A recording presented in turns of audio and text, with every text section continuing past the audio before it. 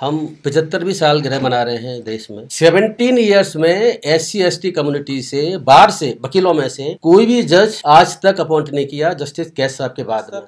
और 1993 में collision system आने के बाद में 2025 तक SC/ST के जजों का अपॉइंटमेंट ना उस सिस्टम में हुआ और ना कोलिजन सिस्टम आने के बाद हुआ। मतलब पूरे 1950 से लेकर आज तक SC/ST के इनको जज ही नहीं मिलते। ना आज़ादी के बाद मिले, संविधान बनने के बाद मिले, ना कोलिजन सिस्टम जो बदल गया जज अपॉइंटमेंट जजों का करते हैं ना उनको तब मिले। दिल्ली हाई कोर्ट में 17 सालों से एक भी जज SC/ST से बाहर से वकीलों से सारे, ऐसा नहीं है कि काबिलियत नहीं है SC/ST OBC के लोगों में, काबिलियत है। सवाल ये दिक्कत कहाँ है?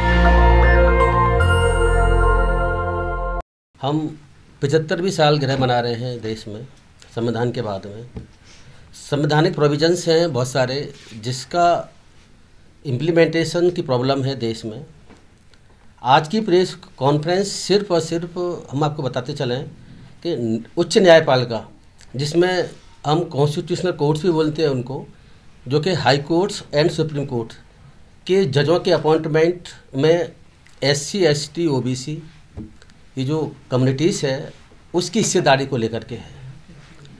इसमें हमने जब देखा तो ये पाया कि मैं, क्योंकि जुडिशल सर्विस से हूँ, मैं जज रहा हूँ 21 साल, मुझे इसकी जानकारी है बारीकी से। 2008 में मैं आपको बताता चलूँ कि दिल्ली हाई कोर्ट में एक जज साहब अपॉइंट किए गए थे जिनका नाम मैं लेता हूँ, मिस्टर जस्टिस सुरेश कैथ। वो जस्टिस कैथ साहब जो है वो SC कम्युनिटी से थे। उसी समय एक जज साहब और अपॉइंट किए गए थे, वो पंजाब और हरियाणा हाई कोर्ट में किए गए थे। उनकी पार्टी दी गई थी, उसमें मैं शामिल था 2008 में। 2008 से लेकर के हम 2025 में आ गए, तो ये 17 साल करीब होते हैं। दिल्ली हाई कोर्ट में 17 सालों में बार मतलब वकीलों से, वो वकीलों से अपॉइंट किए गए थे। कोई भी जज आज तक अपॉइंट नहीं हुआ। मतलब 17 ईयर्स में SC/ST कम्युनिटी से बाहर से वकीलों में से कोई भी जज आज तक अपॉइंट नहीं किया जस्टिस कैथ साहब के बाद में। जस्टिस कैथ साहब आज के समय आपको शायद पता होगा, वो मध्य प्रदेश हाई कोर्ट के चीफ जस्टिस हैं और उनका रिटायरमेंट नज़दीक है। इस 17 साल तक आप देखिए कि कोई भी सुटेबल जज इनको नहीं मिलता, ना SC से मिलता है ना ST से मिलता है। आपको ये पता होगा कि कोलिजियम सिस्टम 1993 से चल रहा है देश में, और 1993 से पहले सिस्टम कोलिजियम नहीं था। जो हमारे संविधान का आर्टिकल 124 जो सुप्रीम कोर्ट में जजों की व्यवस्था करता है, और संविधान का आर्टिकल 217 जो कि हाईकोर्ट जजों की व्यवस्था करता है, उनके अपॉइंटमेंट की बात करता है।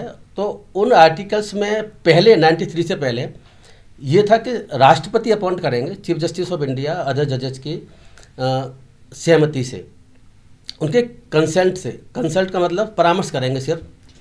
अपॉइंटमेंट के समय उनकी परामर्श को मानने के लिए बाध्य नहीं थे राष्ट्रपति। राष्ट्रपति का मतलब गवर्नमेंट ऑफ इंडिया, क्योंकि आपको पता होगा कि प्रेसिडेंट की पावर है वो गवर्नमेंट के थ्रू है। गवर्नमेंट एक्सरसाइज करती है, प्रेसिडेंट तो जो है नाम मात्र के एग्जीक्यूटिव पावर एक्सरसाइज करते हैं। तो उसके बाद में आज तक जो है जो सिस्टम चला आ रहा था, उस सिस्टम के तहत भी देखो 1993 से पहले 1950 तक और 1993 में कोलिजन सिस्टम आने के बाद में 2025 तक दोनों ही सिस्टम जो चले देश में हमारे में, SC/ST के जजों का अपॉइंटमेंट ना उस सिस्टम में हुआ। हाई कोर्ट लेवल की बात कर रहे हैं हम आपसे, और सुप्रीम कोर्ट लेवल में, नीचे की बात नहीं कर रहे। और ना कोलिजन सिस्टम आने के बाद हुआ।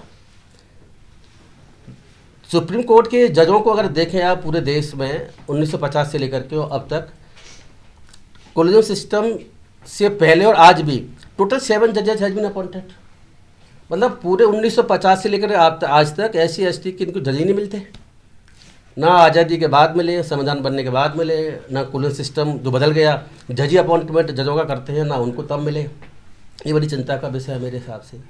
जैसे मैंने हाई कोर्ट में बताया कि हाई कोर्ट में दिल्ली हाई कोर्ट में 17 सालों से एक भी जज SC/ST से बाहर से वकीलों से। मैं आपको एक बात बताते चलूँ कि हाई कोर्ट में अपॉइंटमेंट 2 तरीके से होते हैं। एक होते हैं जजों से प्रमोशन से, जो डिस्ट्रिक्ट जज लेवल किया है, एडीजी लेवल के होते हैं, हम जिस लेवल से रिटायर हुए हैं उस लेवल के बाद प्रमोशन से होते हैं। और दूसरे होते हैं वकीलों में से सीधा डायरेक्ट। तो जो बार से अपॉइंटमेंट डायरेक्ट होता है उसकी इंपॉर्टेंस है, डिस्ट्रिक्ट जज से हाईकोर्ट जाते हैं उसकी कोई इंपॉर्टेंस इसीलिए नहीं है क्योंकि डिस्ट्रिक्ट जज लेवल के ऑफिसर जो होते हैं वो लास्ट में जाकर के हाईकोर्ट पहुंच पाते हैं, तो 2-4-5 साल में रिटायर हो जाते हैं। जो बाहर से आते हैं वो 40-45 साल के आसपास अपॉइंट होते हैं, वो फिर हाईकोर्ट के चीफ जस्टिस, सुप्रीम कोर्ट के जजेस और सुप्रीम चीफ जस्टिस भी बनते हैं। अगर ऐसे जजेस मेरे ख्याल से 1-2 ही होंगे इस देश में जो नीचे से जज, डिस्ट्रिक्ट जज बने हो और supreme court chief justice India तक पहुंचे हों। तो बाहर से अपॉइंटमेंट जजों का वो इम्पोर्टेंट है, जजों से प्रमोशन से अपॉइंटमेंट बिल्कुल इम्पोर्टेंट नहीं है। हम बाहर से जजों का अपॉइंटमेंट की फिलहाल बात कर रहे हैं। आज हमने क्या किया है कि आज हमारी टीम ने, हमने एक लेटर ड्राफ्ट किया इंडियन जज फोरम की तरफ से, और वो लेटर जो है हमने 3 जो संस्था हैं जो जिनकी रेस्पॉन्सिबिलिटी हाई कोर्ट और सुप्रीम कोर्ट जज बनाने की है संविधान के तहत, उनको हमने एक लेटर आज दिया है। और वो इनको भी अल्लाह कहीं खोल लीजिए आप, है ना। एक तो लेटर हमने दिया है अर्जुन राम मेघवाल साहब को, जो कि minister of state, ministry of justice में है, क्योंकि उनकी बड़ी से है इसमें, वो कैसे बाद में चर्चा करते हैं। दूसरा एक लेटर हमने दिया है chief justice of high court of Delhi को, जो रिसीविंग करा के लेकर आए आज ही है, रिसीविंग भी इस पर है। तीसरा हमने लेटर दिया है, मटेरियल तीनों लेटर्स में सेम है, वो chief justice of India supreme court के लिए।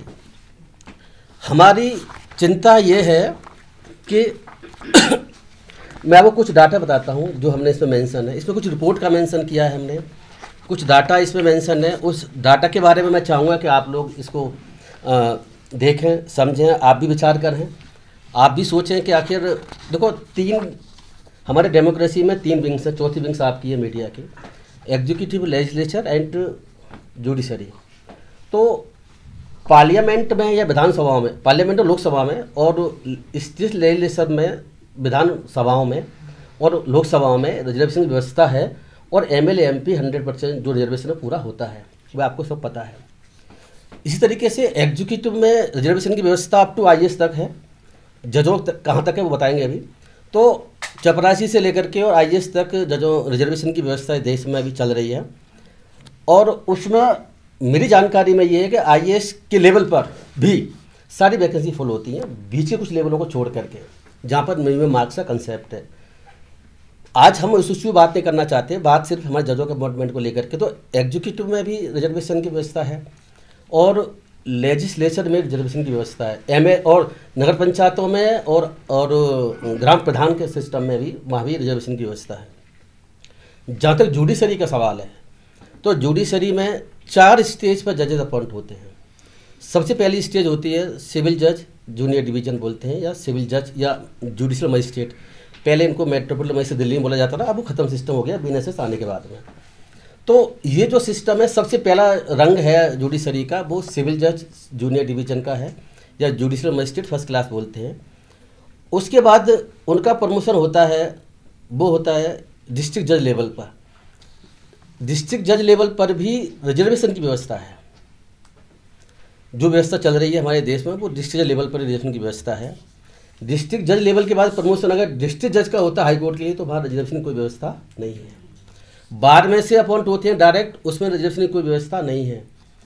आप ये भी नोट कर लें, इस बात को ध्यान रखें कि जजों में से जो डिस्ट्रिक्ट जज लेवल से जो जजेस अपॉइंट होते हैं हाई कोर्ट के लिए, उनका परसेंटेज नियम के अकॉर्डिंगली शायद 27% के आसपास होता है।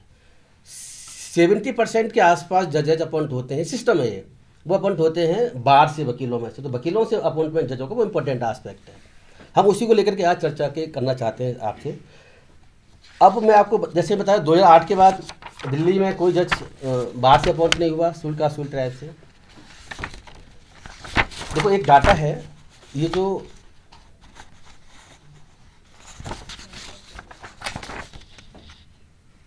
2023 पहले क्या था कि 2017 तक, 2017 तक हमारी जो लॉ मिनिस्ट्री है देश की, वो कितने जजेज हाई कोर्ट में और सुप्रीम कोर्ट में एससी और एसटी ओबीसी कम्युनिटी से आ रहे हैं, कोई डाटा मेंटेन नहीं करती थी।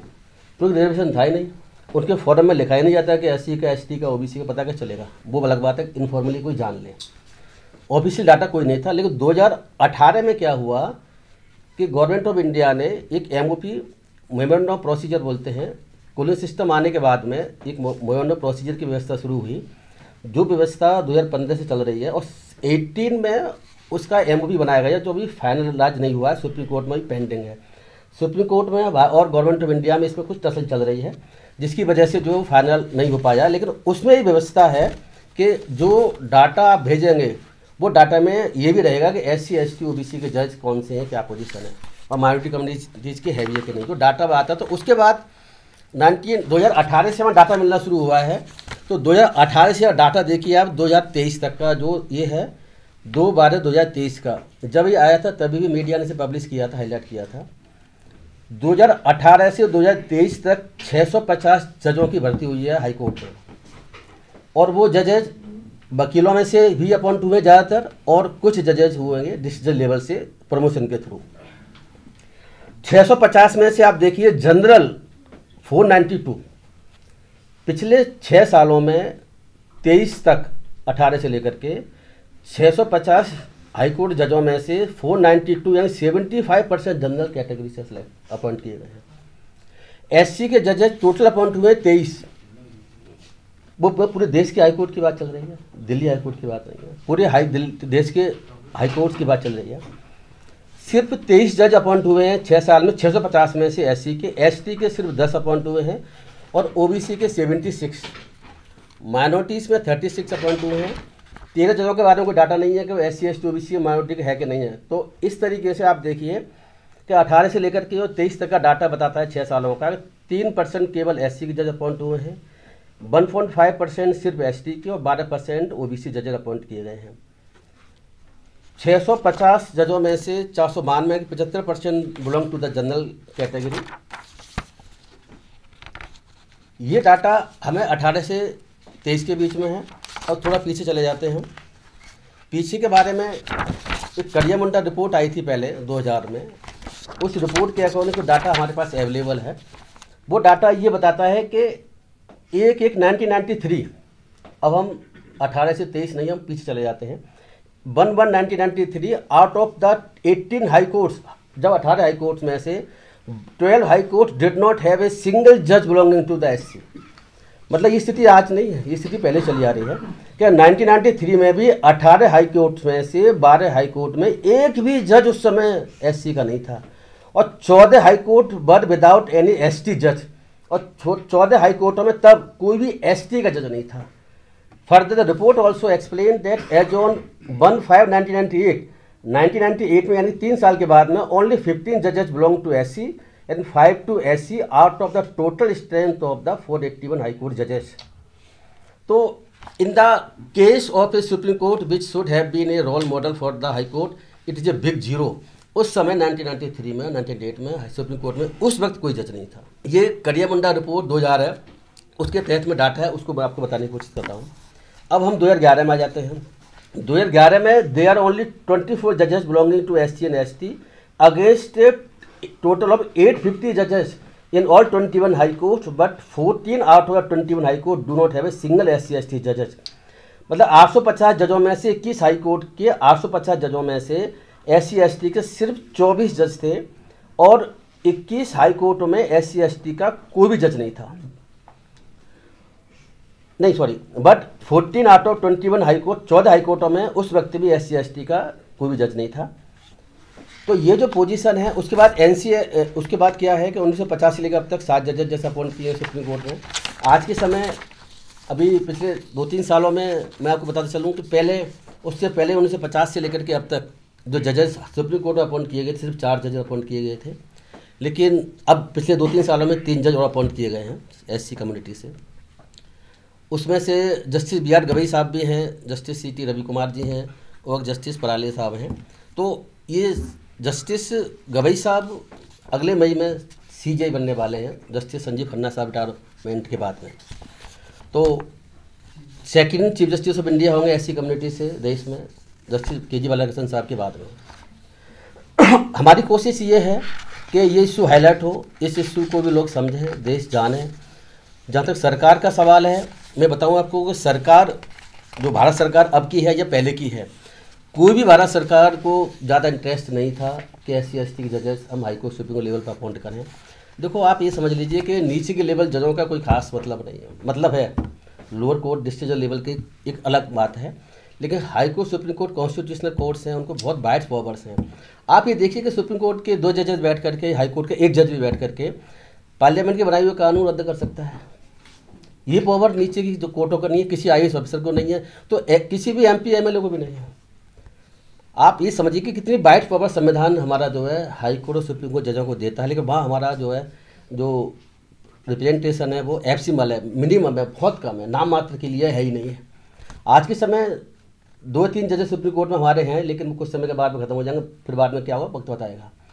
तो ये जो अब एक मैं आपकी बात बता, कुछ कोर्ट्स हैं, मैं इसमें जिक्र किया इस लेटर में ही।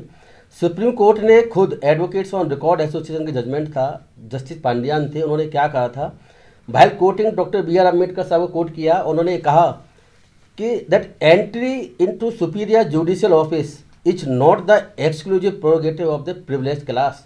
वो कह रहे हैं कि प्रिविलेज क्लास है जो जनरल कैटेगरी है, उसी का प्रोगेटिव नहीं है कि सिर्फ वही जज हाई कोर्ट सुप्रीम कोर्ट के बने, ना तो इनहेरिटेबल है, ना नॉट मैटर ऑफ पैट्रोनेज। इसी तरीके से जस्टिस MN वेंकट चलिया साहब पहले रहे हैं, आपको पता होगा national commission to review the working of the constitution पहले BJP गवर्नमेंट थी 2000 में, तब बनाया गया था जब अटल बिहारी वाजपेयी जी की सरकार थी।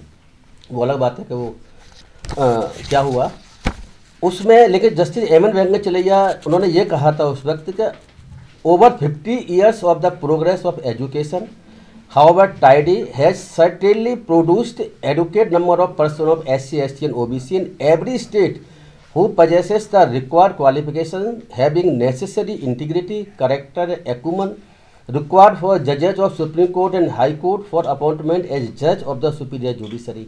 कहने का मतलब ये है कि वो कमीशन ये कहता है कि ऐसा नहीं है कि SC/ST के जजेस उस स्टैंडर्ड के देश में अवेलेबल ही नहीं है जिनको अपॉइंट किया जा सके, क्योंकि अपॉइंट क्यों नहीं हो रहे भाई, जजेस जो काबिल नहीं है, एडवोकेट्स काबिल नहीं है, या डिसीजन लेवल के ऑफिस जजेस जो वो काबिल नहीं, इसीलिए अपॉइंट नहीं हो रहे। तो वो अपॉइंटमेंट के संबंध में भी खुद कमीशन की रिपोर्ट, सुप्रीम कोर्ट की जजमेंट्स ये कहते हैं कि बड़े काबिल हो चुके हैं सारे। ऐसा नहीं है कि काबिलियत नहीं है SC/ST OBC के लोगों में, काबिलियत है, ये हम नहीं कह रहे, हम तो कहेंगे वैसा, लेकिन कमीशन भी कह रहा है, सुप्रीम कोर्ट के जजेस भी कह रहे हैं, जजमेंटों में इसका जिक्र आ रहा है, तो फिर दिक्कत कहाँ आ रही है? सवाल ये दिक्कत कहाँ है? फिर अगर काबिलियत है वो अपॉइंट हो सकते हैं, ऐसा भी नहीं है कोई काबिलियत नहीं है, तो फिर प्रॉब्लम कहाँ है? अब ये जो प्रॉब्लम है, क्योंकि देखो मैं फिर कहता चलूँ, सवाल ये नहीं है कि आज के समय, सवाल ये है कि हमेशा 50 से लेकर अब तक ये सिस्टम चल रहा है बरकरार जारी, सरकार किसी की भी आ जाए, चाहे कांग्रेस की आ जाए, चाहे VP सिंह जी की आ जाए, चाहे ये मोदी जी चल रहे हैं, चाहे और किसी की भी आ जाए, लेकिन ये सिस्टम जो है जजों के अपॉइंटमेंट का हाई कोर्ट सुप्रीम कोर्ट में, उसकी स्थिति जस की तस है, उसकी स्थिति में कोई खास अंतर नहीं है। ये बड़ी चिंता का विषय है। तो हमारी चिंता इसीलिए है कि भाई हमें भी रिप्रेजेंटेशन मिले इसमें, तो हमने ये लेटर भेजे हैं और लेटर से हमने रिक्वेस्ट करी है कि आप हमारी इस चिंता को समझें और इसको सीरियसली लें। ये सिर्फ लेटरबाजी तक शामिल नहीं है, इससे आगे भी बढ़ेंगे हम लोग। नेशनल दस्तक की आपसे गुजारिश है कि अगर इसको बचाना चाहते हैं तो नेशनल दस्तक को सब्सक्राइब करने के लिए रेड कलर के सब्सक्राइब बटन को दबाएं, फिर बेल आइकन की घंटी दबाएं। नेशनल दस्तक को बचाने के लिए बहुत जरूरी है कि हर खबर को शेयर करें, लाइक करें, कमेंट जरूर करें।